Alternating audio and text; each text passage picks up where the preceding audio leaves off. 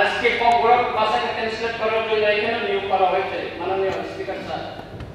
সুতরাং যদি পরীক্ষা কেন্দ্রগুলিতে ট্রান্সলেটর যদি থাকতো, আমাদের সিবিএসই টিবিএসই যারা পরীক্ষা দিয়েছে তারা ব্ল্যাক পেপার দিয়ে আসতে হতো না।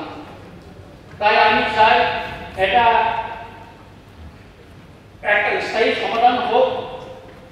মাননীয় স্পিকার স্যার, ককবরক ভাষা কোন স্ক্রিপ্টে বা হরফ দিয়ে লেখা হবে তার জন্য অনেক কমিশন গঠিত হয়েছে। যেমন 1990 সালে স্বর্গীয় সমাজসরণ ত্রিপুরা মহোদয়কে চেয়ারম্যান করে স্ক্রিপ্ট সিলেকশন কমিটি।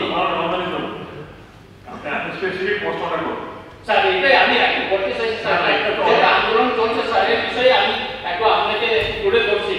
গ্রহণ করা হয়েছে এবং ওই কমিটি স্যার আপনি নিশ্চিত বলছেন, আমরা শুনেছি, আপনি প্লিজ একটু স্পেসিফাই করুন। এটা স্যার আমি একটু আপনাকে 2 মিনিট সময় দেন স্যার, আমি এখন শেষ করতে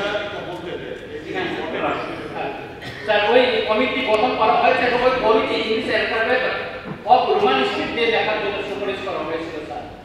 তারপর 1992 সালে প্রাইমারি স্কুল ল্যাঙ্গুয়েজ রেজুলেশন 1992 সালে পাস করেছে টিপিএইচসিতে স্যার। চালু হয়েছিল, বইও প্রিন্ট করা হয়েছিল অমিয় দেববর্মার নেতৃত্বে স্যার।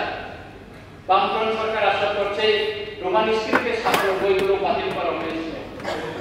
তারপর 2004 সালে শ্রী পবিত্র সরকারের নেতৃত্বে একটি ভাষা কমিশন গঠন করা হয়, যার মূল প্রতিপাদ্য ছিল ককবরক ভাষা কোন হরফে বা স্ক্রিপ্টে লেখা হবে। 2005 সালে যে রিপোর্ট সাবমিট করা হয়েছে সেখানে ইংলিশ মিডিয়াম আছে রোমান স্ক্রিপ্টে লেখার জন্য সুপারিশ করা হয়েছিল।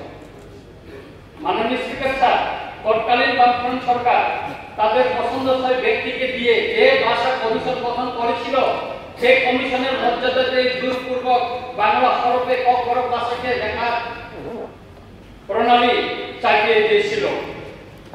শ্রীযুক্ত পবিত্র সরকারের ভাষা কমিশনের সুপারিশকে অগ্রাহ্য করা হয়েছিল। এতে ককবরক ভাষা লেখার ক্ষেত্রে যে কঠিন সমস্যার সৃষ্টি হয়েছে তার জন্য মূলত দায়ী বামফ্রন্ট সরকার। বামফ্রন্ট সরকার চাইছিল না যে অন্য